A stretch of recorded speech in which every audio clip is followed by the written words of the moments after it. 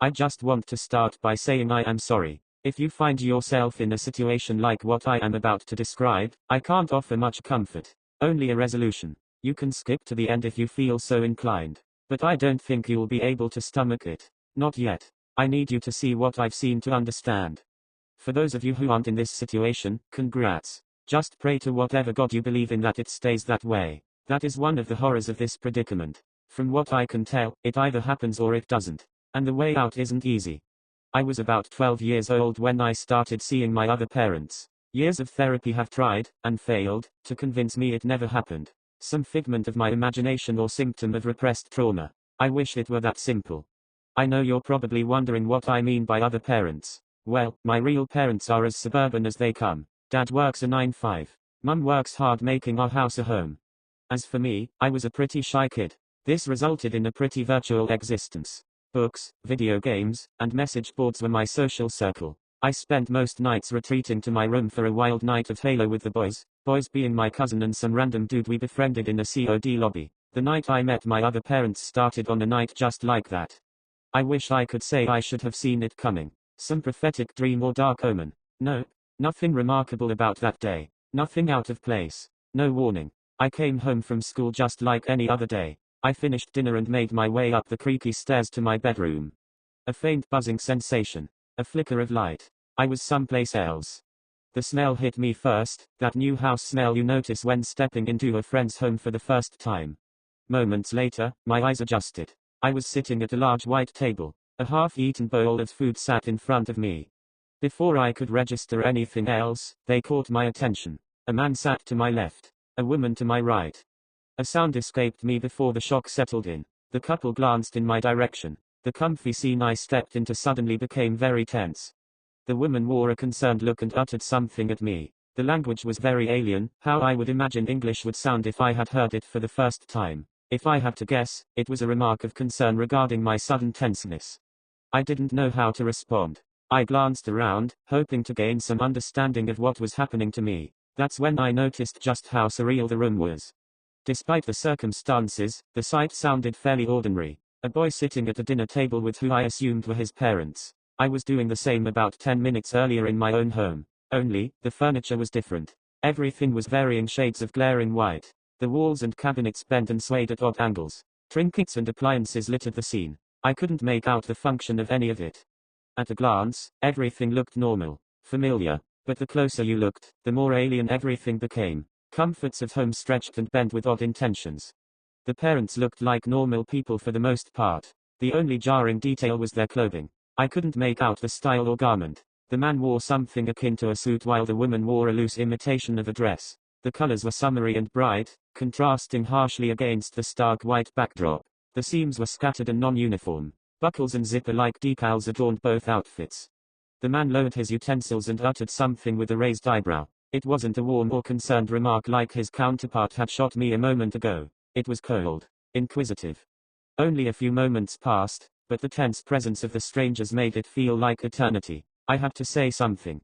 All I could muster was a faint, sorry, where? Before I could get the words out, I froze. That wasn't my voice. I was speaking through someone else's mouth. In someone else's home. To someone else's family. This was obviously a dream. It couldn't be real. Tears started to well up in my surrogate eyes. I felt panic coming on. A faint buzzing sensation. A flicker of light. I was back in my room. The moment left as quickly as it came. The final image of my unwelcome stay in that stark white dining room burned into my mind. Mid-panic, I caught a glimpse of the parents' expressions. It wasn't confusion or concern. Any hint of that was gone. They were smiling. Smiling at each other. It wasn't a joyful smile. Their lips curled, stretching too wide. A hunger glimmered in their eyes. An anticipation of something. Something I fear would have been very apparent had I stayed a moment longer. I took a shaky sigh of relief. I felt thankful to be back in my room. In my own body. For a moment, I hoped to forget all about it. Bury it deep behind a wall of virtual comfort. After all, it couldn't happen. My breath hitched. The initial shock clouded my surroundings. The brief moment of relief left me as I made a terrifying realization. The white room. The parents. It wasn't just a dream. It happened. I was in some kid's home, sharing dinner with his creepy parents. And worse, that same kid was in my body. It doesn't matter where, what city, state, or country. Late at night, in a quiet alley or a dark street corner, you can find my antique store. It isn't grandiose or puffed up. Rather, it's a quaint, cozy little store nestled comfortably in between whatever buildings surround it at the time. There, swaying in the midnight breeze above our door, you will find a sign that reads, Fortune's Toll Antique Shop. It's open to all, young and old, needy and wealthy. However, we are tailored to one specific sort of people, desperate ones. We're here to help, and we do the best we can. We've heard it all. I can't afford rent this month, my loved one's health took a turn for the worse, I got fired from my job. Any and every problem has been or will eventually be brought to us. We've been around for longer than anyone can remember, and will continue to exist for as long as there are needy people. The merchandise lining our shelves is as diverse as it gets. High quality art supplies, typewriters, bicycles, furniture. We have anything and everything you could ever need. However, the physical merchandise is not what brings customers in through that old oaken door. No, what keeps us in business is our primary line of trade. While we do sell antiques, we also deal in the trade of miracles. Of course, as with every business, our product isn't free. If it were, we'd be quite the charitable organization, but, alas, that is not how this works. Still, prices are agreed upon before purchase. We don't deal in stereotypical horror movie tropes wherein one unknowingly pays for something with their own soul or some other nonsense along those lines. There are full contracts written and signed with every purchase. The greater the featuring being bargained for, the higher the price of the antique. To give an easy example, say someone wanted to win the lottery. We would sell them one of our antique coins we keep behind the counter. All they would need to do is buy a lottery ticket with these old coins, and they would win without fail. A smaller lottery may cost them less, perhaps knocking a few days off of their lifespan or taking some belonging away from them that they value. However, if you wanted to win a real prize, the kind that would ensure that neither you or your children would ever need to work again, the price would be far, far steeper. I can provide some examples of a few of the contacts I've seen that have stuck out to me over my time working here. 2 years ago, an elderly man strolled in through our door early in the morning. He had lost his hearing in his old age, and we offered him a contract. We sold him a pair of hearing aids that would restore hearing to a state even better than before. However, he would lose his left eye. He took our deal after a good bit of explanation.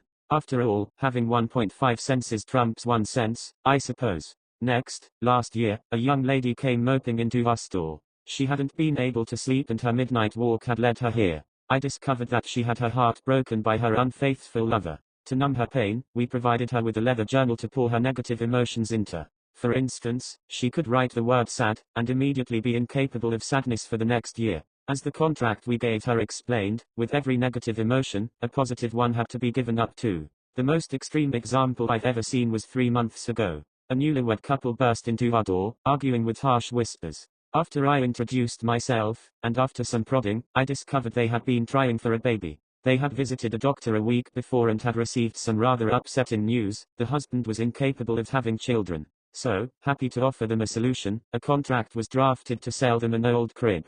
They were to keep it in their bedroom when they slept. A month later, they were pregnant. I told you the cost could be steep. In this case, the price was the lives of their parents. 4 lives for one seemed harsh to me, but then again, considering the parents were well aged, perhaps the sum of remaining years in each person's lifespan was the key factor. To be clear, I don't make the contracts, I'm just the clerk. I've never actually met my boss. I was once just like any other customer, a desperate man at the end of my rope. But, for some reason, I was offered a different kind of deal. I guess the store needed a clerk. I'm not sure what happened to the last one, but I was offered the job.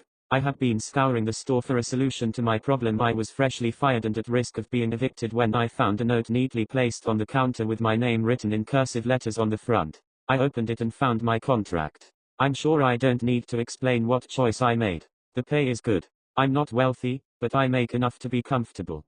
I would never have stolen from here, my employer has to know that. It wouldn't make sense for me to. I've been a perfect employee. It began a week ago, with small, relatively unexplainable coincidences. On my way to work, I stepped on a $20 bill. My favorite restaurant had overbooked and, to make up for it, I got a free meal. My paycheck last week had a small bonus that came with it. Then, it started to snowball. My broken dishwasher seemingly fixed itself, working perfectly once again. On slow days, I sometimes switch on the radio to pass the time. That same afternoon, I won competition on the channel I usually listen to for a vacation to Panama, one I hadn't entered. I got an email a few days ago informing me I had inherited $50,000 from a relative I had never known. At this point I have become suspicious. I searched through my house for anything I could recognize from the antique store. After an hour of searching, I found it. Sitting in my coat pocket was a silver, embroidered pocket watch. My heart sank. I hadn't meant to take it home. I had been polishing it to return to the shelves when a customer came up to ask me about an item. I must have slipped it into my coat pocket and forgotten about it. I'm not a thief, my boss must know that. I tried to return it. I went straight back and returned the item to its home on the shelves. But it was too late. Once an item leaves the store, it belongs to whoever took it. I knocked on the door to my boss's office, but it was empty. I honestly don't know if there has ever been someone in that room. On top of that, I can't call anyone. There isn't exactly a helpline for this. Fortune's Toll Antique Shop has no policy against theft. If someone does steal, we simply let them go with a smile and a wave. Because when you steal from here, you are only robbing yourself. Without drafting a contract for an item, you deprive yourself of the safety those long clauses and limitations provide. The item, and the price that accompanies it, are no longer limited by the degree of miracle that is intended. In cases like these, you could be trading your life for something as small as a free sandwich. That isn't to say the price becomes random. The correlation between degree and price still exists, it's only far more risky. For example, finding some change in your pocket could cost you your hands. A scratch-off ticket for $50 could cost you a loved one. A new car could cost you most of your years. My luck hasn't stopped yet. But I know that, when it does, I'll have hell to pay. So far, I've found $20, a free meal, a trip to Panama, and inherited another $50,000. I don't know what it will cost me, but I've drafted up my will already. I have no immediate family, which is a relief. At least this impending doom will be confined to just me. All that is left for me to do is to enjoy my luck, until the moment that it runs out. Because when it does, it's very likely that I will expire with it. My time is almost here. When I arrived at work today, I found a man reading something by my desk. After I inquired, he told me he had found a note on the counter. One with his name written on it in neat cursive letters. The problem started a year after my sister, Emma, disappeared. No one knew what happened to her. She was out in the woods, hiking along the trail near our family's cabin, when she vanished without a trace. The police searched for days, but all they found was her backpack, half buried beneath a pile of leaves. They called it an accident, maybe a wild animal. The police eventually chalked it up to coyotes. My grandmother, on the other hand, swore up and down the creature in the woods took her. Back when I was a kid that would have rattled me, but as an adult I only found it inappropriate. I drove out there alone one crisp autumn evening, hoping to find some remembrance of her. The cabin sat in the heart of the forest, isolated, just as it had been when we were kids. It was a place of comfort, but now it felt frozen in time. That night, I sat outside by the fire, the crackling flames offering some semblance of warmth as the sun sank beneath the horizon. As the night deepened, the forest grew quiet. The usual sounds of crickets and owls fell silent. Then the wind stilled. It took me until I was halfway back to the cabin, after the fire simmered out, to notice the usually annoying frogs by the near pond had stopped their chattering. And then I heard a low, deep growl coming from the darkness, just beyond the tree line. My blood ran cold. It didn't sound like any animal I knew. It was guttural and strange, almost feminine. I stood frozen, trying to convince myself it was just the wind, but deep down, I knew better. The growl came again, closer this time. My heart raced. I began sprinting to the cabin. I didn't know what it was and I didn't want to find out. As I fumbled with the door, I heard footsteps, slow and deliberate, crunching on the dry leaves, the sound echoing through the air. I could feel its gaze as I finally stumbled inside. I slammed the door shut and locked it, my breath coming in ragged gasps. I rushed to the windows and pulled the blinds shut. But I couldn't shake the feeling that someone, was out there. Then I heard the thing again. The sound of scraping claws, dragging against wood. I turned towards the noise at back of the cabin and see the other window I forgot to close. The moonlight was shining enough to show a shadowy figure walking past, the shape of something tall, too tall. It was moving, jerking in an unnatural way, as if it was struggling to keep itself still. And then, it stopped. I couldn't breathe. I couldn't move. The figure slowly turned toward the window. Its face was a twisted mockery of a human's, stretched and warped, with eyes an eerie yellow. I felt my stomach drop. The thing outside had a familiar grotesque smile, looking straight at me. I knew it then. This wasn't some wild animal. This was something far worse. I stumbled backward, my mind racing with memories of Emma. She had been here, in these woods, a year ago. Had it taken her? Was it out there now, waiting for me to step into its trap? I grabbed the rifle my grandfather had left behind and held it tightly, but deep down, I knew a weapon wouldn't save me from something like this. The door shuddered as something pressed against it from the other side. Katie, a voice called. It was soft and coaxing, but then it grew darker, more sinister. Come here. I've missed you. My blood ran cold. It was Emma's voice. But I knew it wasn't really her. My sister was gone. This thing was using her voice to lure me out. It wanted me to step into the woods, to make the same mistake she had. I couldn't move. My hands were shaking, and my mind raced with everything I heard from my grandma. If I went out there, I would be next. I backed away from the door, my heart pounding in my chest. The scraping sound came again, this time closer, the wood creaking under the weight of whatever was out there. I couldn't breathe. I couldn't think. My mind flashed to the year before. Emma. I remembered her smile, her laugh. I remembered the way she used to call my name when we were kids, her voice so full of life. But now it was just a whisper in the dark. The back door crashed open. I shot. I don't know how I made it to my car. My legs were moving on their own, carrying me as fast as they could out of the house. The things screeched from the house louder than any siren I've ever heard. I reached the car and managed to lock the door. I looked at the cabin and froze. Standing in the doorway was the creature my grandmother described all those years ago. The long limbs, the eyes, the claws. I started pulling out of the driveway as fast as I could, mentally kicking myself for not just driving off right away. Come here, it yelled, chasing me, the sound of its claws kicking up tremendous amounts of gravel. We can be together again.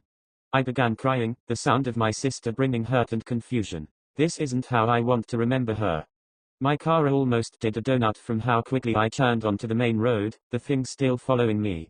How I wished that it wasn't the middle of the night, maybe then someone could have scared this thing off. I wished a lot of things that night. I prayed for the first time in years. The thoughts clouded my head so much I almost wrecked. A cold, dry laugh that sent chills crawling up my spine. You can't run from me, sister. You never could. And then it jumped in front of my car.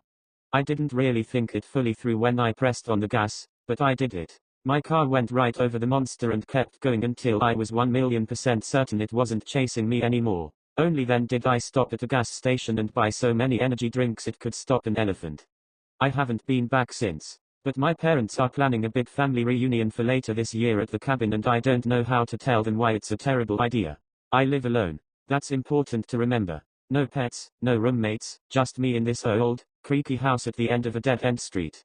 The first time I noticed it, I was brushing my teeth. I leaned forward over the sink, spitting out toothpaste, and overhead, in the attic, something shifted. A soft scrape, like someone leaning forward at the same time as me. I froze, toothbrush still in my mouth, and listened. Nothing. I told myself it was the house settling, even though it didn't quite sound like that. The next night, I was in bed, scrolling on my phone. I shifted my weight onto my left side, and above me, creak. The exact same sound. The exact same timing. I sat up. Creak. Now I was awake. I turned my head slowly, and from the attic, creak. I lifted my arm. Another creak. I didn't sleep that night. Day 3. I decided to test it. Standing in my living room, I raised my right foot and stomped down hard. Thump, an echoing response from the attic. I took a step forward. Thump. My chest tightened. I lifted both arms. Silence. I let them fall. Creak. Whatever was up there, it wasn't just moving, it was copying me. Day 4. I put a chair under the attic hatch and pulled the cord. The ladder unfolded with a groan. I stared into the dark hole above me, heart hammering. I climbed the first step. Creak. Another. Creak. The air up there smelled stale. The attic was just an unfinished space, exposed beams, insulation, dust. Nothing that should be able to move. I reached the top and turned on my phone flashlight. The dim light cut through the darkness, sweeping over the rafters. Something moved. Not scurrying like a rat. Not fluttering like a bat. No, this was deliberate. Then I saw it. A hand. Not a normal hand, my hand. It stuck out from behind a wooden beam, fingers curling in the exact position as mine. I yanked my hand back in shock, and the thing in the attic did the same. My stomach twisted into knots. My skin went cold. I didn't breathe. I didn't move. And for a long, awful second, nothing happened. Then, creak. Not from me. I bolted.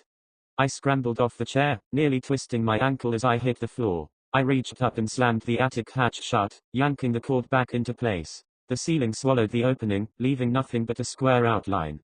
Silence. I staggered backward, staring up. My own pulse throbbed in my ears. The only sound was the hum of my refrigerator from the kitchen. Then, creak. A slow, deliberate sound, coming from directly above me. It was still copying me. I stepped back. Creak. I moved to the side. Creak. A feeling of pure, ice-cold dread sank into my bones. I wasn't testing it anymore. It was testing me. Day 5. I didn't sleep that night. I sat in the corner of my bedroom, watching the ceiling. Every time I shifted, I heard it shift too. I tried calling someone, but what would I even say? Hey, something in my attic is mimicking me. I left the house that morning, sat in my car for an hour, and debated just never coming back. But all my things were inside. My wallet. My laptop. My life. So I went back. The house was still. I moved carefully, listening. Nothing. Maybe it was gone. Maybe it was just my mind playing tricks. Then, in the hallway, I stopped dead. The attic hatch was open. The ladder was down. And at the bottom step, sitting perfectly still, was me. My heart stopped. It wasn't just my reflection, it was me, sitting in my hallway, legs bent at the exact same angle as mine. It lifted a hand. I lifted mine, unwillingly. I tried to step back, but my legs wouldn't move. The thing tilted its head, mouth twitching, like it was trying to learn how to smile. Then, it spoke. In my voice. But wrong. Like it had never used words before. Let me be you. The floor shifted beneath me. My vision tunneled. My own face stared at me, still grinning, still tilting its head too far, like a puppet with snapped strings. Then it stood up. I didn't wait. I ran. I don't remember getting in my car. I don't remember starting the engine. But I remember looking up at my house as I sped away. And I remember seeing something in my bedroom window. Waving. Day. I don't know where to go. I'm sitting in a motel room, writing this. But the worst part. I keep hearing creaks. And every time I move, I hear a second one, just a little too late. I barely slept last night. Every time I shifted under the motel's thin blanket, I heard a faint creak from the ceiling. I told myself it was the old building settling. I told myself it was paranoia. But deep down, I knew. It had followed me. I don't know how. I don't know what it is. But it didn't stay in the attic. It wants me. I tried to ignore it. I went out, got food, sat in a park for hours. I convinced myself I was just sleep deprived, just imagining things. But when I got back to the motel, my door was unlocked. I know I locked it. I know. I stood there for what felt like forever, hand hovering over the knob, stomach twisted in knots. Finally, I forced myself inside. The room looked normal. Nothing was missing. Nothing was out of place. But I felt it. That wrongness. Then I saw it. The motel mirror. It wasn't me in it. Oh, it looked like me. Same tired eyes, same messy hair. But it wasn't a reflection. It was delayed. I lifted my hand. It didn't move immediately, it hesitated, just a fraction of a second. Like it was watching me. Like it was learning. And then. It smiled. Not my smile. That same awful, stretched grin. I stumbled back, heart hammering. My reflection stepped forward. I ran. I grabbed my keys, sprinted out of the room, and peeled out of the parking lot without looking back. I don't know where to go. I've been driving for hours. Every time I stop at a gas station, a rest stop, anywhere, I hear it. The faintest creak when I move. The slightest shuffle when I shift my weight. And sometimes, in the corner of my vision, I see someone who looks just like me. Standing still. Watching. Waiting. I don't think I can outrun it. I don't think I can escape. Because every time I look in a mirror now, it gets faster. I haven't looked in a mirror for hours, maybe days. But I feel it. It's in the glassy sheen of a car window, the darkened screen of my dead phone, the way the world flickers just a fraction behind me when I turn too fast. It's catching up. I know now, I was never alone in that house. I was never alone anywhere. It was always there. Waiting. Learning. And soon, when the last echo of my movements finally fades. When the final creak of my step isn't mine anymore. It won't have to copy me at all. Because it will be me. This was in December of 2017. I went to Santa Monica and there was a performance happening with dancers. A humongous crowd was surrounding them and they were calling in people from the crowd to make a line for them to jump over, etc. I don't think anyone else saw this because of how busy it was, but I noticed off in the distance a squirrel chewing on another squirrel's ripped off head. I had 4 roommates where I used to live and brought it up to the 3 that were home, and no one had noticed this before, ever. I looked it up online and see an article talking about the phenomenon noticed in California. But while scrolling I saw a restaurant called The Cannibal. You can look it up. I thought it was extremely ironic because for the first time ever I saw a squirrel eating another squirrel. At the time I was bored enough to check it out. I was getting paid the next day around 1 p.m. so I waited until then. Those 3 of my roommates didn't have money they wanted to spend on a random restaurant, and I couldn't ask the 4th because he not only wasn't there but was rarely ever there, so I had to go alone. I didn't even know him well. He was a friend of one of the other roommates and didn't talk much. I walked into the restaurant and it smelled like pork. There was a glass case on display that had all types of cuts, but they were extremely large, labeled as beef etc., but the entire place just smelled like pork. I sat down with the menu and everything on it just looked like a normal ordinary restaurant. The waiter, looked like the owner or regional manager, ended up taking my order, probably just to show that he was helping out. He asked me how I was, and I said fine, and asked him in a humorous tone if he had known about the cannibal squirrels around here. He said, "What drink would you like?" I told him a Coke. He then walked away and I was confused because I didn't even get a chance to tell him that I was ready to order.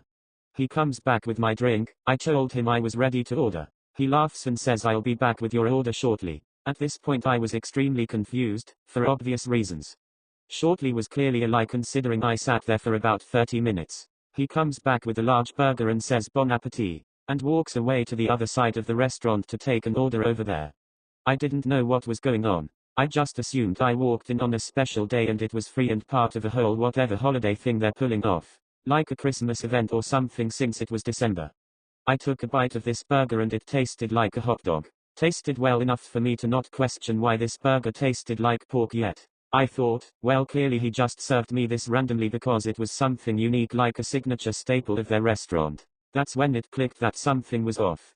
This place is called The Cannibal. Now just the thought of this as an imaginary person burger was enough for me to spit it out into a napkin. I get up to go to the bathroom to wash the pork taste in my mouth out. I'm walking and glance into the kitchen as I'm passing it and see something like a thick leg-looking log hurriedly moved across the opening I could see. It looked like a bunch of plastic was laid out all around the kitchen too, like a Dexter murder scene. I had a bad feeling about all of that and didn't even remember or think about the fact that the food I received wasn't paid for because I rushed out. It was about 40 minutes away from where I lived, so I had some time to think about it and was getting a shit ton of anxiety about even the potential of what happened, and was occasionally gagging, telling myself that it wasn't what I thought it might be. When I got home, the 4th roommate was in the kitchen cooking and it smelled like pork. I told him about how I went to the Cannibal for the first time and how their burgers were huge and like nothing I've ever tasted. He looked at me and smiled and looked back at the patties he was cooking on the stove and proudly informed me that he worked there as a chef. He then asked me if I wanted some of what he was cooking. Putting 2 and 2 together, I thanked him, declined, and went into my room somewhat hyperventilating until I convinced myself that I just had a weird day. I spent the rest of the night playing League of Legends to get my mind off of all of that before I went to sleep. When I woke up, I noticed a small, neat, embroidered porcelain-looking box near my door. I walked up to it and it said Cannibal Cuisine. I checked my phone and had a text from the 4th roommate that I mentioned saying, "Left you a gift. Didn't know you were a part of the group. Hope to get to know you better." I almost didn't open the box and wondered if I was dreaming for a second. But I opened it and it was a glossy menu. One of the items was finger food and it looked like the chicken fries from Burger King. But the cup looked ornate and was porcelain. It had a code phrase that said, "Is your favorite color white?" There weren't descriptions on anything though, just the item name and a phrase in quotations beneath it. I didn't see everything on the menu because I eventually refused to look at any more of it as I freaked out and went to the big apartment trash can outside to toss it all after wiping it down with a wet wipe to hopefully get my fingerprints off of it while wearing cleaning gloves to hold it. I saw naked bodies in the Leonardo da Vinci Vitruvian Man pose but without the double arms. But they weren't drawings, they were photos of actual people, and skimming my eyes across the rest there were individual cuts listed of each body on display. Like in the squared out section of one of the menu bodies, you would see photos of the limbs themselves named and prepared looking. I called my uncle and asked if he still had the spare room he said I could use to put some of my stuff in. He said yes, and I asked if I could move in and he said yes. I grabbed my essentials and sentimentals, left my bed and other heavy but replaceable things, sent rent through Cash App to the roommate on the lease, not the Cannibal guy, blocked every single one of their numbers. deactivated all of my social media accounts and got out of there. I told my uncle everything. I didn't know what to do and was panicking because that group now knew that I knew what they were up to. He told me to get out of California. I left in February of 2018. Lo and behold, in January of that year the restaurant permanently closed. As a kid, I always had these terrible nightmares. The kind that makes you question reality, like a vortex of madness pulling you into slumber every night. From clowns jumping out of a Matchbox toy play set like a clown car and eating you to the most incomprehensible concepts and landscapes, it's all there. I had gotten home on a bright October day. Having had a long day, I simply made a cup of noodles and retired to my room. After many hours of gaming, I left my cup noodles half eaten on the desk and went to bed. It took me a while to fall asleep, but eventually the sweet embrace of dark nothing took me in. Not remembering I was dreaming per usual, I found myself next to the ocean. What seemed to be traditional Japanese houses lined the coast for what appeared to go on for infinity. The waves crashed behind me, and suddenly, as if on beat with nature, all the buildings lit up. Drawn in by the majestic glow of a paper lantern, I entered the closest one to me. Walking in, you could tell there was a strange feeling in the air. The bright lanterns lining the wall, although welcoming, seemed almost ominous. I approached the desk, finding a creature of which I'd never seen before. With a head like an upside-down pyramid, it simply gave me a blank slip of paper and pointed me to the door. Entering the bright golden door, all I was met with was a hall. The longest hall I've ever seen in my life. So deep that the end appeared to be a black vortex. At the realization of the depth of what I was seeing, I turned back to leave, finding nothing but an equally endless hallway. Panic set in suddenly as I began to sprint frantically. Lantern after lantern passed by me in a flash as I rushed to escape this confinement. Running myself to the point of exhaustion, I finally leaned my back against the wall and slid down to rest. That's when I noticed something strange, even stranger than this infinite hallway itself. It was barely noticeable at first, but it began to get closer and closer. From the far end I came from, the lanterns seemed to be extinguishing themselves, followed in the darkness by a being I couldn't even see to describe. Slowly the darkness crept in towards me, my unknown antagonist always just beyond that dark veil, pursuing me for reasons I couldn't conjure. Breaking myself from the trance of watching the shadows, I finally stood back up and began my run once again despite the heaviness of exhaustion on my chest. At that moment the entity began to run as well, giving chase in this endlessness. Words of ancient, inutterable chants reached me from behind, getting closer by the minute. In my panic I tripped over myself and slammed headlong into the ground, drowned by the darkness I was trying so desperately to escape. Whether I was out for a minute or days, I don't know. When I awoke, I felt as if I had fallen off my bed, but as I reached either way, all I felt was the walls of this nightmarish hallway. TMP TMP TMP. The footsteps of my pursuer sound off clearly from much closer than I'd like to have realized. TMP TMP TM. The footsteps stopped right beside me. Heated breath on my face, I lay frozen, unable to even imagine what sort of being stood above me. I felt it wrap its hands around both of my arms and slowly grip tighter and tighter, lifting me up. It began shaking me, harder and harder, speaking those same chants I had heard earlier. As if my eyes had been closed the whole time, I finally opened them to find my mother shaking me awake as I screamed uncontrollably.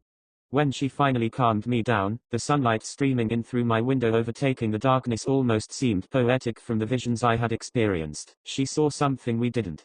Mary's room, also known as the knowledge argument, is a philosophical concept concerning a hypothetical woman, named Mary, who has never seen color. She has only ever existed in a black and white room. Mary studies the world through books and a monochromatic television screen. She reads about colors, but she does not experience them visually.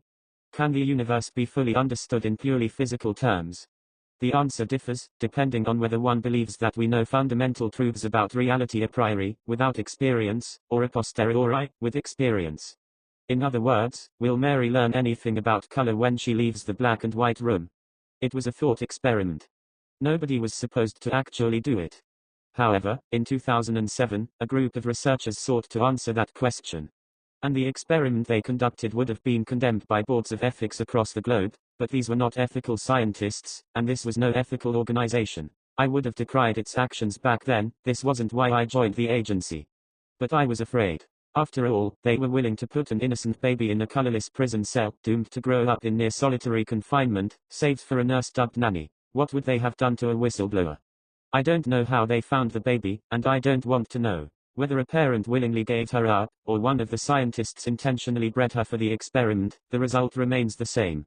A baby, named Mary, in honor of the philosophical concept which inspired the horrifying experiment, was placed in a white, windowless, foam-padded cell. She was blindfolded whenever her nurse entered the room to provide food, formula, and fresh clothes, always the same black onishi, with coverings like mittens and socks to cover her hands and feet. She was also made to wear a facial covering, akin to a balaclava, which covered her face. There was no mouth slit, to avoid her seeing the color of her lips, and she wore black contacts in her eyes. Equally, Nanny wore the exact same attire every time she entered the room. To put it simply, Mary's daily outfit was horrid, barely any more humane than a straitjacket and a bag over the head. There was no room for error. Mary was watched by at least one person at all hours of day and night. Should she get curious and try to sneak a peek at the color of her skin, or eyes, she would receive 100 volts in the collar attached to her neck. But more terrifyingly than that was the simple fact that Mary was well trained. So well trained that she never, in her 18 years of imprisonment, even attempted to take a peek at her skin. She was such a willing prisoner, having never known anything else, that I think she would have stayed in her room even with if the door had been standing ajar. This initially seemed excessive, given that copious measures had been taken to ensure no reflective surfaces would be allowed within the room. Even the television monitor was fitted with an anti-glare screen. However, scientists were paranoid that Mary might, somehow, catch a glimpse of her green eyes. Even seeing her pale, peach-colored skin would have dirtied the results of the experiment. Black and white. Those were the only shades that Mary was permitted see. And when Mary started walking and talking, Nanny stopped entering the room entirely. Fresh food and clothes were delivered through a horizontal slit in the steel door, and Mary was always instructed to wear a blindfold before changing or using the bathroom, which comprised of a white porcelain toilet and a black showhead fixed to the foam wall. Revoltingly, both were exposed in that titchy room of hers. Her entire world was a box, stretching a mere 4 meters across all 3 dimensions. I wanted to save her numerous times over the years, wanted to leave that horrid place behind. But I'm a coward. Besides, we wouldn't have got far. There is no running from these people.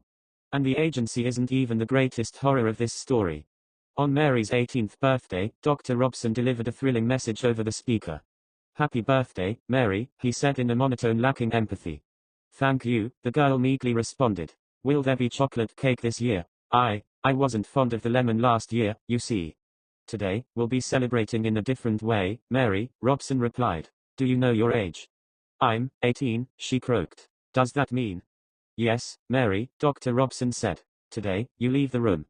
"I'll see color?" she asked rather innocently. Any sane and well-developed human in the outside world would have simply been glad to have freedom, but Mary had no concept of freedom, no concept of a prison. She had no understanding that this childhood had been abnormal, worse than abnormal. Inhuman. To keep Mary compliant, her schooling had been rigid, with books that purposefully omitted any dangerous ideas. The result of that? A girl relishing at the opportunity to not escape from her prison, but to simply see color. "Yes, Mary. You will see color. Nanny is already on her way to fetch you," Dr. Robson said. We watched live footage, filmed on a closed-circuit camera, from our operational room. Nanny unlocked the weighty entrance to Mary's room, and we all waited with bated breath, waited as Nanny aided Mary in removing her black headgear. I heard Mary giggling giddily, and unnervingly, as the bag was removed from her head and the contacts were removed from her eyes. And then, as her first experience with a color other than black or white, Nanny removed her own black outfit to revealing a striking red dress beneath. Mary gasped. It was an intake of breath so sharp that she seemed to stop breathing. Perhaps, for a moment, she had stopped breathing. "What are you experiencing?" Dr. Robson asked. "Is it new? Does it feel like?" "I knew it," Mary whispered, with vocal cords that sounded as if they were on the verge of snapping. Then her giggling picked up again, seeming to unnerve Nanny. "This is why you did the experiment, isn't it? Does this feel like a new experience, Mary?" Robson asked with a hint of impatience, seemingly oblivious to Nanny's discomfort. It was plainly clear to me, even through grainy camera footage. Mary shot her teary face up to the camera. "Yes, but I've been waiting for it." "Yes, I know that, Mary," Robson groaned.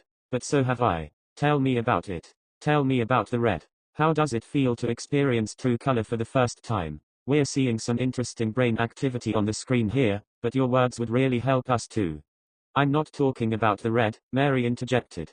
And then she jabbed an accusatory finger at Nanny's dress in a way that frightened me, certainly frightened Nanny, who jumped backwards. "I'm talking about that," she giggled. I knew there was something you were leaving out of the books and TV shows over the years. What are you saying, Mary? Robson asked. I don't understand. Red. You're looking at red. Red and the second color, she insisted. The color you didn't describe in the books. None of the adjectives you've used describe this one. Red is just as stark, powerful, and passionate as described. The blue color of Nanny's eyes is as soothing and tender as described. But this other color on her dress is just. What other color? Robson cried. It's just red, Mary. Right here. Mary yelled as she lunged forwards and prodded Nanny in the abdomen. The woman in the red dress jumped backwards, clutching her stomach, and then Mary's eyes went wide. Oh, she whimpered.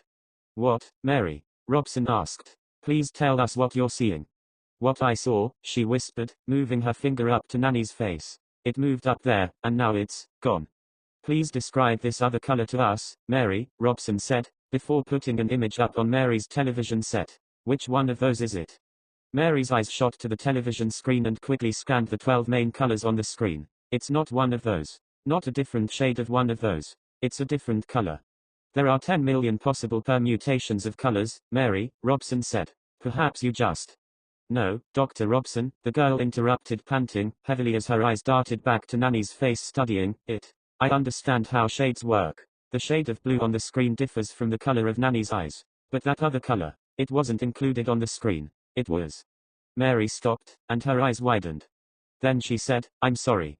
Nanny frowned. That's okay, Mary. I know you didn't mean to. Not you, Mary hissed, before leaning forwards and trying to look into Nanny's mouth. I'm sorry I saw you. Mary, you're not making any sense, Dr. Robson said. I think we've done enough for today. We'll do more tomorrow, so. I wasn't supposed to see it, Mary moaned, shooting backwards, clunking into the foam wall, then seizing clumps of her straggly hair. Oh, God. Why don't you see it? It's, Nanny, it's in you. Nanny looked up at the camera. I'd like to step outside now, Dr. Robson. Dr. Robson sighed, then pinched the bridge of his nose between two fingers. Fine, Nanny. Nanny had already spun on her heel to leave. She would have done so regardless of whether Robson gave her permission, as Mary was clearly disturbing her. But she barely took one step before her body fixed itself to the floor. And then Nanny juddered like a fleshy bobblehead. I was overcome by a warm sensation across my skin, and moments later, there came a thunderous explosion. Skin flew into the walls from a red eruption of dress fragments, blood, and guts. Nanny had spontaneously imploded. Screams filled the operating room, some fled, some fainted, and others simply froze. I don't even know whether any of them noticed it, noticed Mary clawing out her eyes, leaving streaks of blood and tears across her cheeks as, mere minutes after seeing color for the first time, she ensured that she would never see anything else ever again. I'm sorry. The eyeless woman wailed. I didn't know I wasn't allowed. Please. I'll never see you again. As I saw a trail of blood run from Nanny's destructed corpse towards the front door, clearly painted by something unseen, a deep dread filled my chest. I realized that my fleeing colleagues had the right idea, so I followed, fled in fear, leaving Dr. Robson and my frozen co-workers behind. I don't remember leaving the building, getting in my car, and going home. But I must have done those things. Otherwise, I wouldn't be here. Wouldn't be posting this for all of you. It's been 4 hours. 4 hours since Mary saw color for the first time. Saw a color that none of us saw. What was it? Why could only Mary see it? Little Miracle, it's the nickname my parents have called me for as long as I can remember. My mum and dad always wanted to have a child. When I grew older they told me about the many years of miscarriages and health issues they went through trying to bring a child into the world. When they found out about my conception they were ecstatic. They thanked God for his blessing and worked closely with doctors to ensure this was the one they got right, but it wasn't easy. During the entire pregnancy, my mother had issue after issue. Preeclampsia, hyperemesis gravidarum, preterm labor, and more. Scans showed visible structural abnormalities in me as an embryo. Even if I was born it was likely I wouldn't have a high quality of life. Later tests showed signs of sickle cell anemia as well. My parents didn't care. They believed that with enough prayer God would heal me in my mother's womb and take away my limp arm and leg. It didn't work.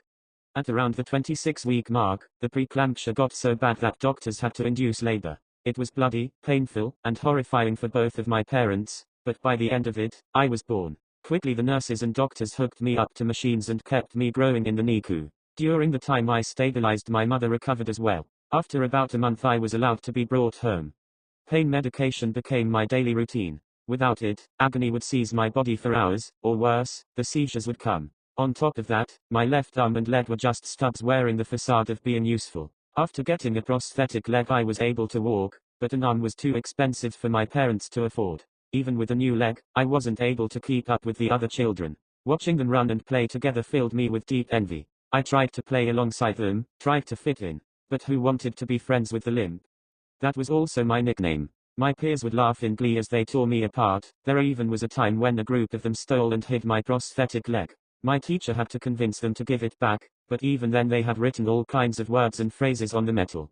But I was still a little miracle, the joy of my parents' lives. They told me not to listen to the other kids, that I was a blessing that I couldn't understand. My pain would bring me wisdom and strength that others would wish for. What about what I wished for? I wished that I had functioning limbs. I wished that I didn't need to be drugged just to be okay. I wished that I hadn't been born as this misbegotten miracle. They never once told me I had a negative impact on their lives, but I heard what they thought behind closed doors. Some nights I would hear my mother sobbing behind her closed door and my father's gentle voice consoling her. I always wondered why she was the one crying, she wasn't the one in pain. It got to a point where I forced their door open and confronted them. I called them selfish. How could they be the ones feeling guilty when they had every chance not to go through with my creation? How could they have the gall to proclaim that I was somehow a miracle? My words made my mother cry harder than ever, and my father's face filled with anger. For the first time in my life, he put his hands on me, he slapped me hard across the face, leaving my cheek throbbing and me stunned. Afterward, he stood there in disbelief at his own action and tried to quickly apologize. I hobbled out of the room, not giving either of them a chance to speak. I didn't want to hear an apology unless it was about bringing me into this world, yet it never came. They acted as if that night never happened, and before going to school my mother kissed me on my head and called me her my little miracle, as if trying to convince herself. At that point something unexplainable happened to me. I felt as if the partial humanity I was born with had suddenly been drained from my body. I wasn't anything close to a miracle, and if they didn't want to understand my suffering I wanted them to experience it themselves. A few nights later, I had slipped enough of my lorazepam into their drinks to keep them passed out through the night. I took this time to bind them to the bed using the rope we had in the garage, and I grabbed a large steak knife from the kitchen. When I stood over them I stopped for a moment. I looked over their graying hair and resting faces. I almost turned around and went to bed, but in my head, I heard the same phrase repeat itself on a loop. My little miracle. I thrust the knife over and over into their sleeping bodies with a hollow apathy. I felt little resistance as I went, and I was only spurred on when my father slowly opened his eyes in response to my mother's gurgles. He tried to raise his hand but was caught by the rope. When our eyes met all he could mutter was a half-hearted "I'm so sorry."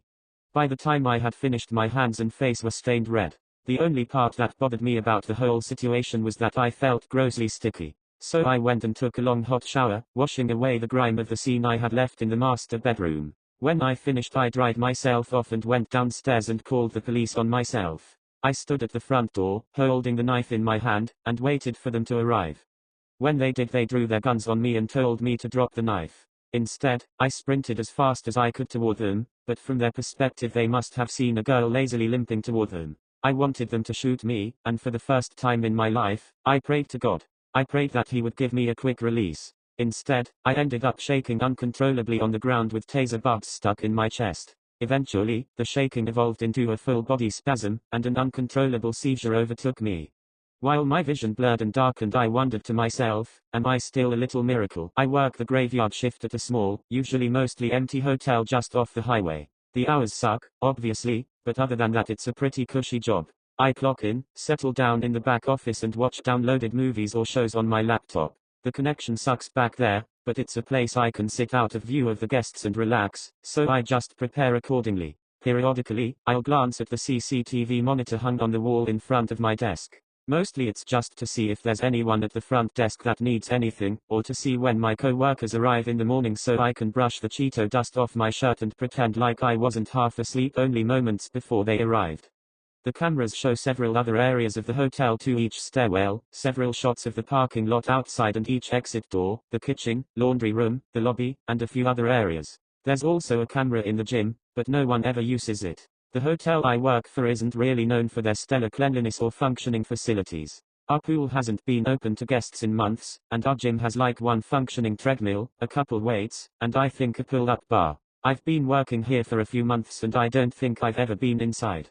Anyway, at about 2 a.m., 2 hours into my shift, I glance up from my show to check the cameras and notice that the light in the gym is on. The grainy footage shows a man, average looking, maybe on the older and fatter side, running on the one working treadmill. I don't recall checking him in, but I'm not the one who usually handles that stuff. Most people are in before my shift anyway. Whatever, I thought. I can hardly judge him, looks like he's doing more exercise than I ever do.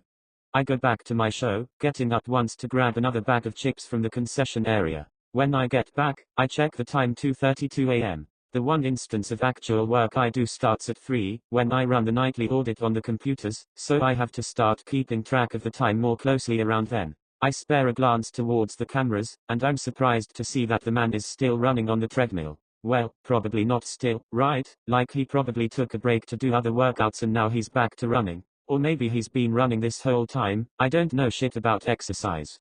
In the crappy video quality, I could still see that he was sweating pretty hard. His shirt was almost an entire shade darker and his thinning hair was visibly slicked back. At the time, all I thought was, good for him, I guess. Maybe this old fat guy should be motivating me to start working out for real.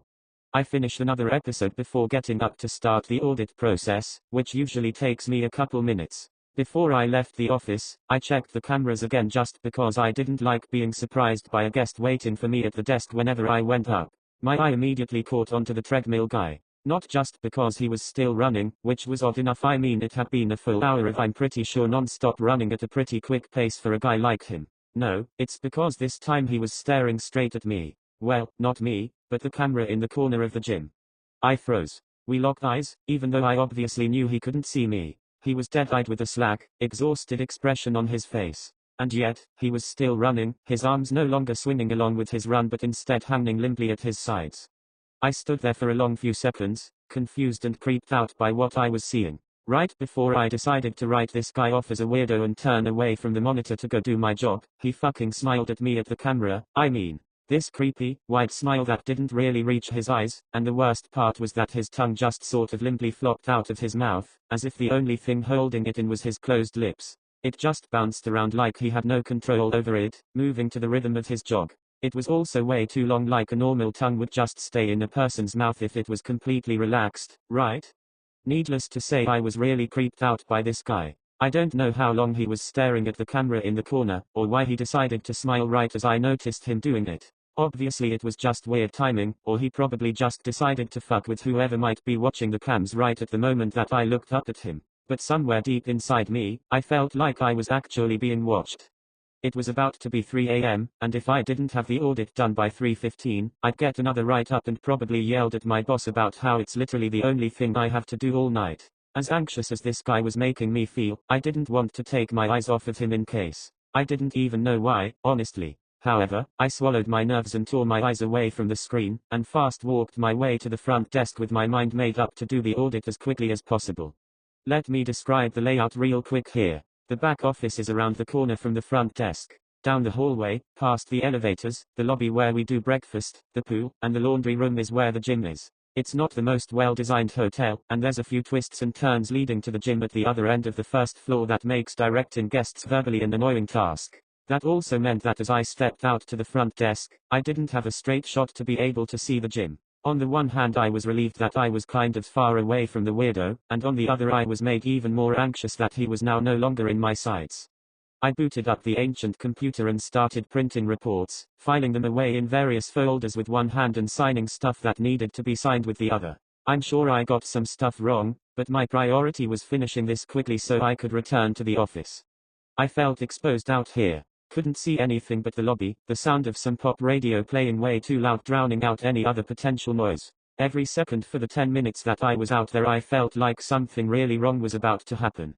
I had to bring some of these reports back to the office to file them away while the audit process was running on the computers. Normally I just did this at the end of the process to not make as many trips back and forth, and because as soon as the process ended I had to update the system to roll over to the next day. If I didn't do that part within a minute of the process ending, the whole thing would get fucked up. This time though, as soon as the computer started processing, I raced back to the office to check on the cameras again, if only just to confirm that he was still doing the same thing. The first thing I noticed when I got back was that the light in the gym had turned off. I hadn't heard the heavy gym door open and close from the front desk, but maybe the stereo was just too loud to hear it. I began scanning the rest of the displays, trying to find him on his way back to his room, in the stairwell or the elevators or wherever, just to give me some peace of mind.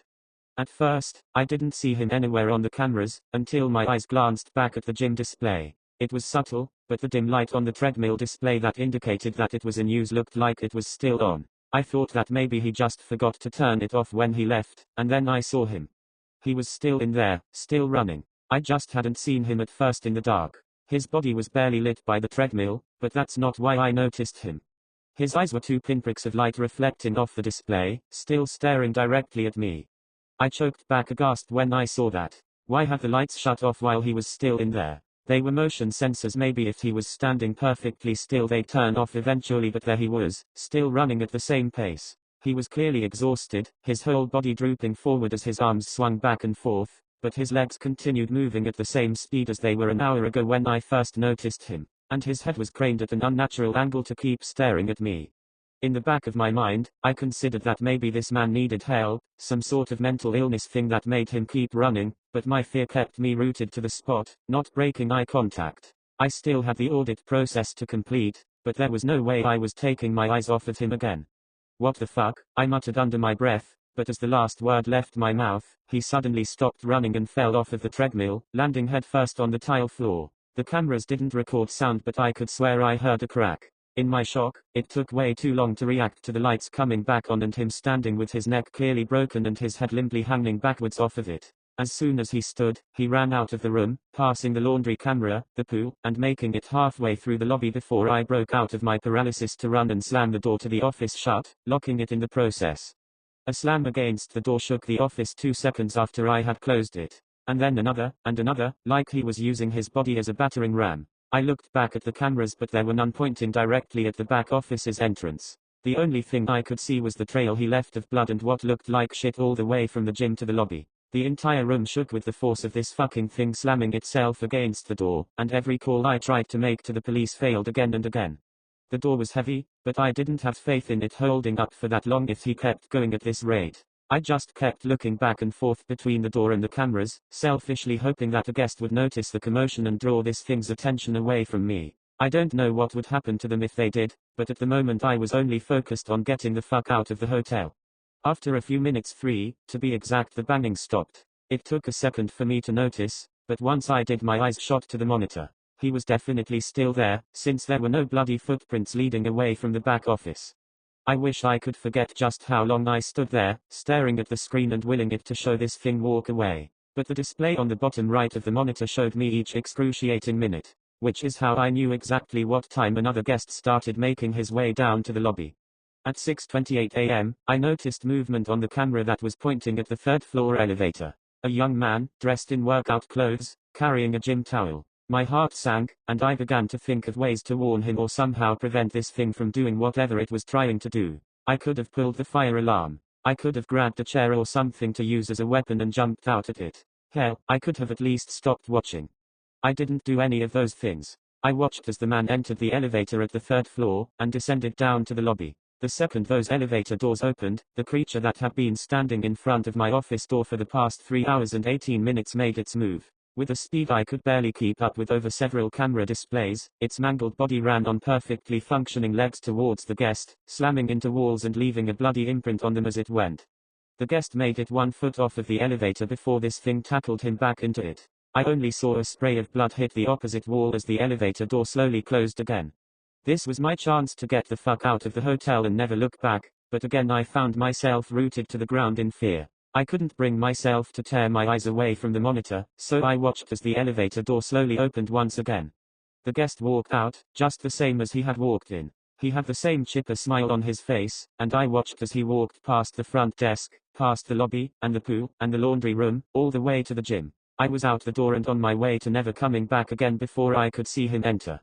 I'm writing this in my car a few miles away from the hotel because I couldn't stand to go home yet, but I figured I should make my version of events public just in case. I know that man is running on the treadmill right now, and my co-workers or whoever else comes into the hotel next is going to have to deal with what I went through all over again, but I can't bring myself to care. I even feel too claustrophobic to stay inside my car at this point after spending so long in the back office.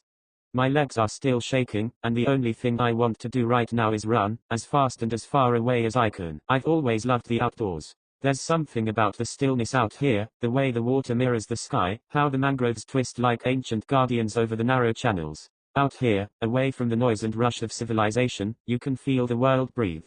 Every cast of my line, every dip of my paddle, it's my way of syncing up with that rhythm. Been that way since I was a kid. Back then, I didn't care much for the regulations. Couldn't stand hearing about invasive species and quotas. Didn't see the harm. Hell, the more the merrier, right? All those exotic fish and reptiles turning up out of nowhere, they made things more interesting. I remember the first time I hooked a snakehead, how it thrashed like the devil himself was on the other end of the line. I laughed that day, felt a rush like nothing else. They said those things were dangerous, that they didn't belong. But out here, everything felt like it belonged. At least, that's what I thought.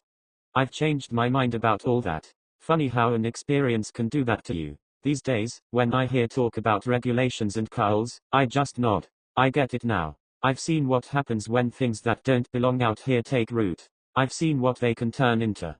I used to think the Everglades were timeless and changing, but they're not. Not anymore. Not since that day.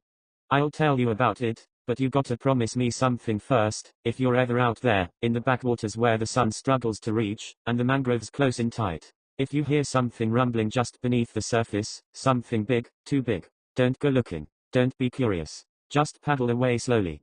Because some things out here, they ain't natural. Not anymore. Keith and I have been planning the trip for weeks. We checked the weather religiously, crossed days off our calendars, and even bailed on poker night just to make sure nothing would screw it up. It was supposed to be perfect, and it was. Not a cloud in the sky, sun warm enough to feel like a blessing but not enough to cook us alive. We have the kayaks strapped tight in the back of my pickup, rods and tackle boxes piled up beside them, and a cooler full of beer nestled under some old towels to keep them cold. We were halfway down that long stretch of highway cutting through the glades, radio crackling out some old country tune, when Keith turned to me with that stupid grin of his. You heard about those herpes monkeys? I almost spat out my coffee. What the hell are you talking about? He leaned back, putting his feet up on the dashboard like he owned the damn truck. They got these monkeys running loose down here. Real nasty suckers. Some tourist attraction brought them in years back, but they busted out. Now they are all over, carrying herpes or some crap. I gave him a sideways glance, trying to figure out if he was pulling my leg. But he looked dead serious, his sunburned nose wrinkling up as he laughed. You're full of it, I muttered, but he just shook his head. Nah, man. Swear to God. Look it up. They'll bite your face off and give you herpes. Can you imagine? Explaining that to your old lady. He puffed out his chest, putting on his best tough guy voice. Well, honey, it wasn't no barmaid, it was a monkey. Honest. I laughed, the truck swerving a little as I wiped a tear from my eye. You're an idiot. But then Keith leaned in, his voice dropping. All right, serious question. Would you rather get bit by one of those herpes monkeys or a gator? I took a moment to consider. Gator. No contest. He looked at me like I was nuts. You'd rather get your leg chomped off than catch monkey herpes. A gator's just doing what it does. Ain't personal. But a herpes monkey? That's just wrong. We both busted up laughing, the kind of deep belly laughs that hurt your ribs and leave you gasping for air. Keith slapped the dashboard, and for a second, everything felt perfect. Just two buddies, the open road, and the promise of a good day out in nature's bosom. We had no idea what was waiting for us out there. If we did, we would have turned that truck around and never looked back. Keith kept the questions coming as the miles passed, each one more ridiculous than the last. All right, last one, he said, wiping tears from his eyes. Would you rather have a Burmese python slither up your shorts or one of those monkeys bite you on the... Jesus, Keith. I shouted, barely able to keep the truck straight through my laughter. You got some sick ideas, man. Remind me why I hang out with you. Because no one else puts up with your ugly mug, he shot back, grinning ear to ear. We turned off the highway and followed a dirt road through the sawgrass and cypress trees, the world getting quieter, wilder, with each mile. Finally, we pulled up to our spot, a spring that fed into the Everglades, hidden enough to keep the tourists away but not so remote that it took a miracle to get to. It was gorgeous. Sunlight filtered through the twisted arms of mangroves, dappling the water with patches of gold. The water itself was impossibly clear, a sheet of glass reflecting the endless blue sky. Tiny fish darted in the shallows, shimmering like flecks of silver, and somewhere above, a heron cut lazy circles against the sun. There was a stillness to the place, an ancient peace that made you feel like you'd stumbled into a slice of untouched paradise. We unloaded the kayaks, the hulls scraping softly against the sandy bank as we slid them into the water. I took a deep breath, letting the smell of salt and earth and wildness fill my lungs. It was good to be out here, away from everything. Keith gave his kayak a shove and hopped in, the water barely rippling as he settled into his seat. He turned back to me, a wicked grin spreading across his face. You know, all this talk about rising water levels. If climate change was real, this place would be underwater, right? He waggled his eyebrows, trying to get a rise out of me. I rolled my eyes, shoving off and letting my kayak glide next to his. Don't be one of those guys. It already gets hot as hell out here in the summer. If it gets 1 degree hotter, I'm kicking your ass. He leaned away, cackling, his laughter echoing off the trees. We started paddling out, the water so clear I could see the dark, winding roots of the mangroves below, twisting like knotted fingers. Dragonflies danced above the surface, their wings flashing in the sunlight. A soft breeze rustled through the leaves, carrying with it the distant call of an osprey. We were heading deeper in, following the winding waterways where the sun barely touched and the mangroves grew thick and close. Out here, the world felt endless, wild, untouched by time. We spent the next few hours just drifting, casting our lines and letting the world fall away. Out here, time didn't mean much. The sun moved slow, and the water carried us wherever it pleased. Every now and then, the silence was broken by the splash of a fish or the call of some unseen bird echoing through the mangroves. I'd reeled in a couple of fat catfish, the stubborn suckers putting up a decent fight before giving in. Keith, though, was on fire. He was whooping and hollering, his kayak rocking as he wrestled with something big. When he finally pulled it up, I couldn't believe my eyes. A young arapaima, its scales shimmering a deep red and gold in the sunlight. Would you look at that? Keith crowed, holding the thing up like it was a trophy. You ever seen one out here before? I shook my head, too stunned to say much. No way. Not out here. He grinned, teeth flashing. Guess they're spreading faster than we thought. Damn good fight, too. You jealous? I rolled my eyes. Of course you'd catch the freak fish. Probably rigged your bait with gold dust or something. Or maybe, he shot back, I'm just better than you. We went back and forth like that for a while, our kayaks bobbing in the gentle current, laughter mixing with the soft rustle of the leaves. Keith kept the arapaima dangling off the side of his kayak, its gills flaring slowly as it recovered from the fight. He said he wanted to get a picture before he let it go. That was when I saw it. A dark shape, long and thick, gliding through the water about 30 yards out. Its head broke the surface, two eyes like polished stones staring right at us. Big gator, at least 12 feet, moving lazy and slow. It watched us for a moment, then sank back down, a trail of ripples the only sign it was ever there. I grinned, turning to Keith. Hey, hotshot. Why don't you wiggle your fingers and see if it'll come over? We can give it that ugly fish of yours as a present. Keith's face lit up with that wild, reckless gleam I knew too well. You serious? Hell yeah. What, you scared? He flipped me off, then leaned over the side, waving his fingers just above the surface, calling out in a high-pitched, mocking voice, Here, gator gator gator. We both busted up laughing, the sound carrying over the water. The gator didn't take the bait, though, just kept on drifting, moving slow and steady, vanishing around a bend in the mangroves. Keith sat back, wiping a tear from his eye. See, even the gators know you're full of crap. I shook my head, chuckling. Or they just don't like herpes. Keith snorted, giving me the finger again before finally unhooking the arapaima and holding it up, the fish glinting in the sun. Think it'll come back if I throw this? I shrugged. Only one way to find out. He hesitated, his eyes lingering on the bend where the gator had disappeared. For a second, I thought he'd chicken out. But then his jaw tightened, and with a grunt, he hurled the fish through the air. It hit the water with a splash, its body flailing for a moment before it tried to swim off. But it didn't get far. The water surged, a powerful wave rolling toward the struggling fish. Then, with a burst of speed that didn't seem natural for something so big, the gator lunged. Its jaws snapped shut around the arapaima, the sound like a gunshot echoing across the water. Holy hell, Keith shouted, nearly tipping his kayak as he jerked back in surprise. I couldn't help but laugh, my heart pounding in my chest. You wanted to see it up close, didn't you? The gator barely made a ripple as it glided away, the fish thrashing once more before going limp in its jaws. It was huge, every bit of 12 feet, maybe more, its body sleek and powerful, armored scales glistening in the sunlight. It moved with purpose, a cold intelligence behind those ancient eyes. Keith let out a low whistle. Damn, look at that thing. It's a dinosaur, man. A freaking dinosaur. Yeah, I agreed, watching as it disappeared around the bend, leaving only a trail of bubbles behind. Makes you wonder what else is out here.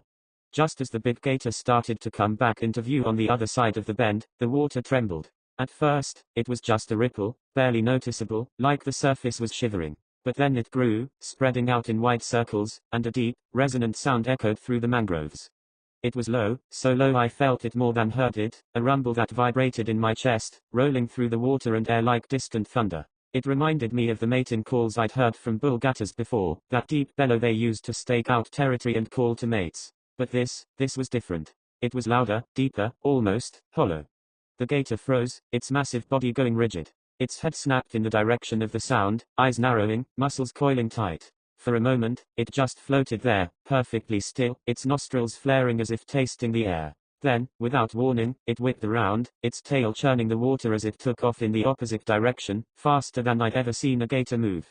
Keith and I watched, slack-jawed, as the creature's armored back disappeared around a bend, the water still rippling from its panicked escape.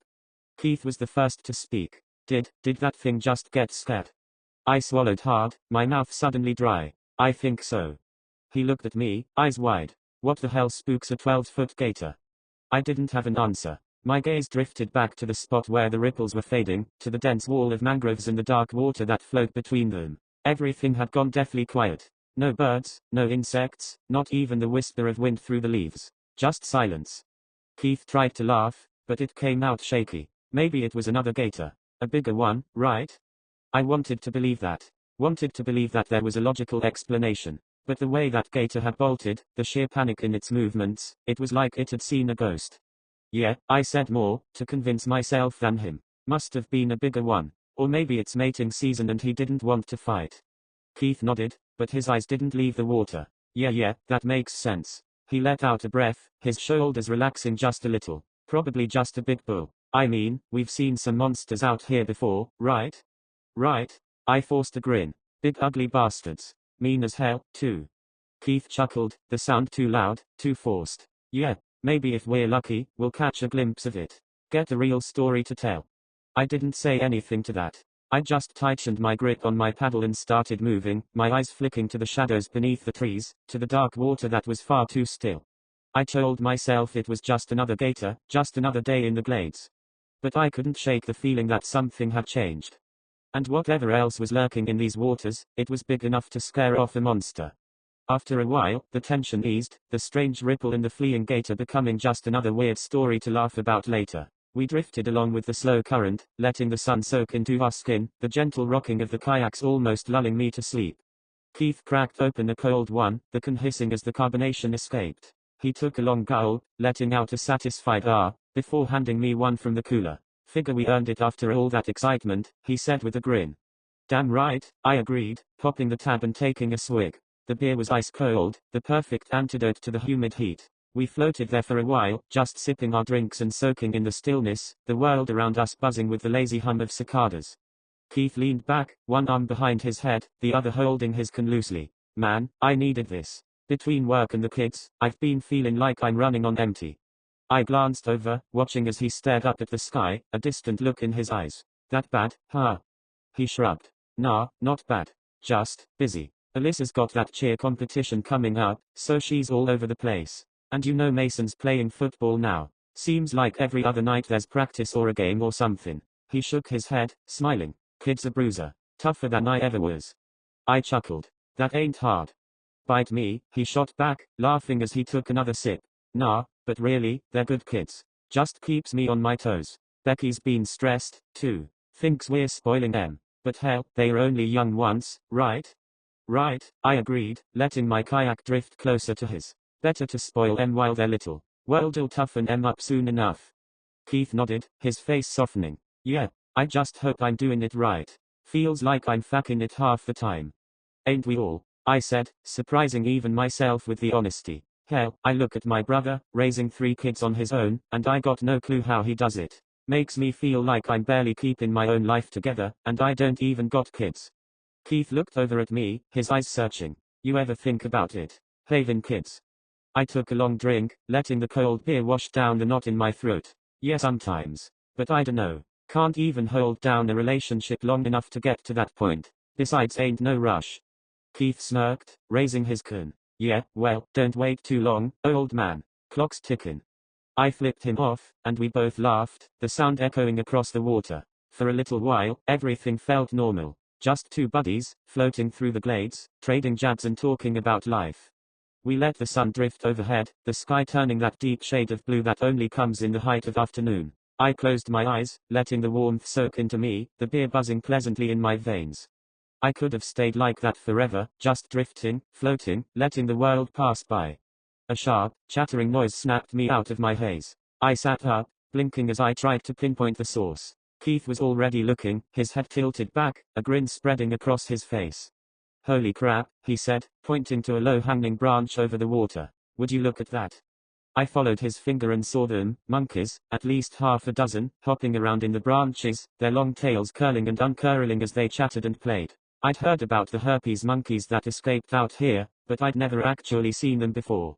No way, I said, already reaching for my phone. You believe this? They're real. Keith was grinning like a kid on Christmas. Told ya, man. Thought they were just an urban legend, huh? He swiped his phone open, aiming the camera up at the tree. This is wild. Wait till I show the kids, they'll flip. The monkeys were fascinating to watch, their little faces expressive, almost human. A couple of the smaller ones were wrestling on a branch, tumbling over each other, while a bigger one sat at the edge, calmly picking at something stuck in its fur. Keith nudged me, his eyes gleaming with mischief. Hey, I dare you to get up there and give one a smooch. I snorted, shaking my head. Oh, hell no. I don't need no monkey herpes. Besides, you're the one always talking about getting close to nature. Pucker up, big boy. He laughed. Yeah, right. Like Becky'd ever let me back in the house after that. I was still laughing, my phone held up to get a video, when the water exploded. I didn't see it coming. 1 second, the macaques were swinging and playing, the next, there was a massive shape hurtling out of the water, its body arching in an impossible leap, propelled by a tail as thick around as a telephone pole.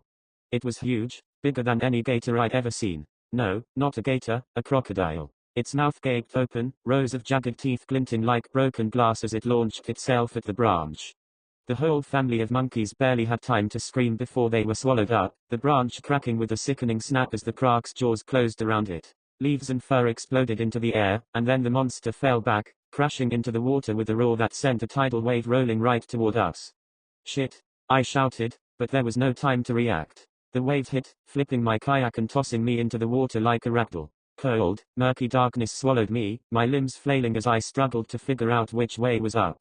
I burst through the surface, gasping for air, my heart thundering in my chest. My kayak was upside down, the cooler bobbing nearby, cans of beer spilling out and floating away. I whipped my head around, searching. Keith. He wasn't in his kayak. It was empty, drifting in slow circles. Then I saw him, splashing wildly, his eyes wide with panic. Keith. I started paddling toward him, but the water was churning, swirling from the massive splash. Hold on, man. Keith was flailing, his arms slapping the surface, his mouth gulping for air as he sank, then bobbed back up, his face twisted with terror. It's in the water. He screamed, his voice breaking. Oh God, it's in the water. I felt a cold shiver run down my spine, my eyes darting around us, searching for any sign of movement beneath the surface. But the water was dark, murky, rippling and swirling with the aftershocks of that thing's massive tail. What the hell was that? I stammered, my voice shaking. Keith was hyperventilating, his arms flailing as he tried to keep himself afloat. It just took he gasped. The whole damn branch, it just took I paddled closer, grabbing his arm to steady him. Calm down, man. We gotta get out of the water. I turned, scanning for the shore, my heart hammering so hard it felt like it would burst. We gotta. The water rippled, a long, dark shape sliding just beneath the surface, circling. My breath caught in my throat. Keith saw it too. His eyes went wide, his body going rigid. Oh God, oh God. Somehow, by sheer adrenaline or blind luck, I managed to get Keith and I on his kayak. He was shaking so hard that the whole thing wobbled beneath him, but he clung to the sides, his knuckles white, his breathing ragged and shallow. I stayed close, one hand on his shoulder, the other gripping my paddle so tight my fingers ached. Neither of us said anything as we started moving, our strokes slow and clumsy at first. I kept glancing over my shoulder, half expecting to see that monster charging after us, jaws wide, teeth gleaming. But the water was calm now, the only ripples coming from our paddle. We navigated through the winding channels, the mangroves crowding in close, their twisted roots reaching out like skeletal fingers. The air was heavy and humid, the buzz of insects echoing off the still water. My skin prickled, every shadow looking like a snout, every ripple like a tail. Keith finally broke the silence, his voice low and shaky. What the hell was that? I didn't have an answer. I could still see it in my mind, that massive body launching out of the water, the sickening snap of the branch, the monkeys vanishing in its jaws. I don't know, man. It was a Krark, but not one I've ever seen before. Keith nodded, his eyes fixed on the water. Wasn't no American Krark. Face was all wrong, longer, broader. And that color. He shuddered, his shoulders curling in. Too dark. Almost black. I swallowed, my throat dry. He was right. American crocs are lighter, almost olive or tan. But this thing, it was a shadow, a living nightmare. And the size. Keith let out a bitter laugh. Yeah, ain't no Krark in Florida gets that big. Hell, I don't think there's one anywhere that big. I thought about that, the way it had moved, how easily it had launched itself out of the water. You don't think? I dunno, maybe it was some kind of mutant. Some invasive species nobody's seen before. Keith looked at me, his face pale, eyes sunken. I don't care what it was. I just don't want to see it again. We paddled in silence for a while after that, our strokes slow and deliberate, every splash sounding too loud. The mangroves grew thicker, the light dimming as the branches overhead tangled together, forming a canopy that shut out the sun. I glanced at Keith, his shoulders hunched, his eyes flicking nervously from shadow to shadow. He looked like hell, his face pale and drawn, his arms trembling. I could still see the fear in his eyes, the raw, primal terror that I felt echoing in my own chest. Then, out of nowhere, he let out a shaky laugh. It sounded strange, hollow, almost hysterical. Hey, would you rather see a skunk ape, or that thing again? It was so unexpected, so absurd, that I couldn't help but laugh, too. The sound burst out of me, sharp and ugly, my body shaking with it. Man, I'd take 10 skunk apes over that thing. Keith grinned, his lips twitching as he tried to hold it together. Yeah, me too. He shook his head, his eyes still wide and wild. Hell, I'd even let one give me a hug if it meant never seeing that Krark again. I laughed again, the sound bordering on madness. You know they probably smell worse than you, right? Impossible, he shot back, a flicker of his old self returning. I'm all cologne and manliness. I snorted, shaking my head. More like beer and BO. Keith opened his mouth to ask another one of his stupid would you rather questions, the kind that was meant to break the tension, to get us to laugh, to forget. But I wasn't listening. Not really. I was too busy watching the water behind us, my eyes scanning the dark surface, the way it moved unnaturally, like something huge was lurking beneath. My heart thudded, slow and heavy in my chest. I could feel the hairs on the back of my neck standing up, but I couldn't place why. Keith didn't notice. He was too busy grinning like a maniac, his eyes flicking between me and the water. All right, would you rather be stuck in a cage with a pissed off bobcat or? And then I saw it. A flash of yellow, glowing in the murky water. Bright, almost unnatural, like a beacon in the dark. I froze. My pulse shot through the roof, my breath catching in my throat. I didn't want to believe it. But there it was, cutting through the water, its massive body lurking just beneath the surface. Keith kept talking, oblivious. His eyes were still focused on me, but he was leaning back now, feet propped up on his kayak, laughing to himself about the bobcat. But the sound of his voice, the air around us, everything went dead silent. I could hear the blood rushing in my ears. I felt my heartbeat in my throat. The eye. That goddamn yellow eye. It lined up perfectly with Keith, glowing like a warning, like something that was waiting to strike. And before I could shout, before I could even think, it happened. The water exploded with a deafening crash. The huge shape lunged out of the depths, its enormous jaws snapping shut around Keith with a sickening, final crack. I saw his body jerk back, his hands still gripping the sides of the kayak, but it was too late. The crocodile's massive mouth enveloped him in one swift motion, and Keith was gone. Just like that. The splash was so powerful it knocked me back, the force throwing me off balance, my kayak tipping dangerously. But I didn't care about that. I didn't care about anything but what had just happened. My mouth was open, but no sound came out. I was frozen, my body numb as I watched the water churn where Keith had been seconds before. I don't even think Keith had time to scream. 1 second he was there, laughing, the next he was swallowed whole by that creature. It didn't make sense. I didn't want it to make sense. I spun in my kayak, heart hammering in my chest, but there was no sign of Keith. No struggling. No bubbles. Just the ripples spreading out from where he'd been taken, and the faintest hint of a shadow moving beneath the water. I could barely breathe. I wanted to scream, to shout, to paddle in the direction where he'd been pulled under, but my body wouldn't respond. My arms were shaking too hard to move, my mind too tangled in disbelief. But then, the most horrifying thing of all happened. That yellow eye appeared again, rising from the depths, so close I could have touched it. It glared at me, cold and empty, the size of a basketball, glinting with an eerie intelligence. It moved slowly, methodically, like it knew exactly what it was doing.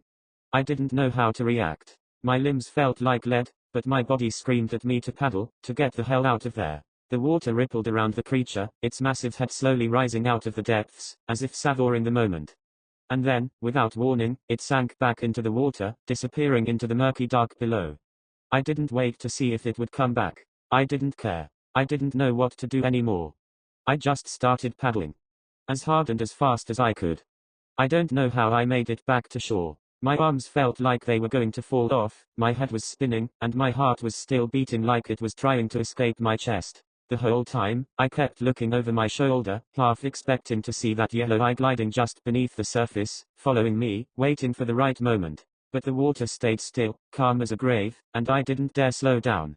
When I hit the shore, I scrambled out of the kayak and onto solid ground. My legs felt like jelly, but I pushed myself forward, my feet slipping in the muck as I dragged the kayak up onto the bank. I didn't even stop to catch my breath. I just kept moving. I finally got to my truck, started the engine, and tore out of there like a maniac. I didn't stop for anything. Didn't even check to see if I'd left anything behind. I was just thinking of one thing, getting the hell away from that place. I don't know how I managed to drive home. I was shaking, the adrenaline still running through me in waves. I could barely keep my eyes on the road, but somehow, I made it. I don't even remember how I got out of the truck and into the house. I called the police as soon as I was inside. Told them everything I could, everything I saw. The crocodile, how it took Keith, how big it was, how it didn't belong there. They didn't know what to say at first, but I kept pushing, kept telling them how dangerous it was, how it wasn't just some lost gator, it was something worse. They said they'd send someone to investigate, but I knew it was already too late. That thing was still out there. I don't know what it was for sure, but I suspect it was an Australian saltwater crocodile. One of those monsters that's been turning up in places it shouldn't be, like the Nile crocs people have dumped in the Everglades. Somebody must have thought they could make a quick buck or just get rid of a dangerous pet, and now look where we are. Look where Keith is. The thing is, sometimes there's a damn good reason why environmental laws are in place. I didn't get it before, thought they were just about being overcautious, or trying to ruin the fun for people who actually care about nature. But no, I see it. We're messing with something we don't understand, and the consequences are real. I hope to God whoever thought they could release that croc into the Everglades gets what's coming to them. They deserve it. No one should have to pay that kind of price for somebody else's recklessness. As for me, I'm done. No more kayaking out there. No more thinking the Everglades is just another fun trip. I've seen what's out there now, and I know some things are better left alone. Keith's gone, and I don't think I'll ever stop hearing the sound of those monkeys screaming. And that eye. That damn eye. I'll never forget it.